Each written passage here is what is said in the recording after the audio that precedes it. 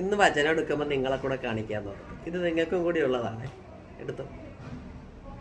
എന്നും പോവാൻ ഒരു വചനം എടുത്ത് നോക്കിയിട്ടാണ് പോകുന്നത്. അപ്പം ഇന്ന് നിങ്ങളെ കൂടെ കാണിക്കാൻ ഞാൻ പറഞ്ഞു.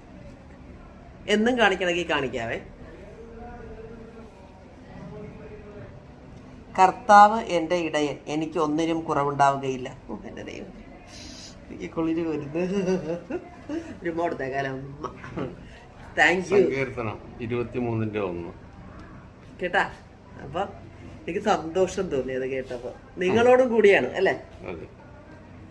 എല്ലാവരോടും കൂടിയാണ്. കർത്താവ് എൻ്റെ ഇടയൻ അല്ലേ, എനിക്ക് ഒന്നിനും കുറവുണ്ടാവുകയില്ല. നമ്മൾ ദൈവത്തെ ആശ്രയിച്ചാൽ നിരന്തരം, ചുമ്മാ കാര്യം കാണാൻ വേണ്ടിയല്ല, നിരന്തരം ദൈവത്തെ ആശ്രയിച്ച് നമ്മൾ സൽപ്രവർത്തികൾ ചെയ്ത് നമ്മൾ അധ്വാനിച്ച് ജീവിക്കാൻ തയ്യാറാണെങ്കിൽ നമുക്കൊന്നിനും കുറവുണ്ടാവുകയില്ല. സ്ട്രൈറ്റ് ആയിട്ട് പോയാൽ നമുക്ക് രോഗങ്ങൾ വരില്ല അല്ലേ? സമാധാനം, സന്തോഷം ഒക്കെ ദൈവം കൂടെ ഉണ്ടെന്നുള്ള ഒരു ഉറച്ച വിശ്വാസത്തിൽ മുന്നോട്ട് പോകണം. അങ്ങനെയല്ലോ നമ്മൾ ഒരു മനുഷ്യരെ ആശ്രയിച്ചിട്ടില്ല, ദൈവത്തിനെ തന്നെ ആശ്രയിച്ച് ഞങ്ങൾ മുന്നോട്ട് പോകുന്നത്. കട്ടയ്ക്ക് സപ്പോർട്ട് ബോധം തരുന്നതുകൊണ്ട് എനിക്ക് സമാധാനത്തോടെ ജോലി ചെയ്യാൻ പറ്റുന്നുണ്ട്. അതൊക്കെ ഞാൻ കട്ട സപ്പോർട്ടാണ്. പിന്നല്ലേ പറ. എല്ലാം ചെയ്യുന്നത് സിംഗിളല്ലേ?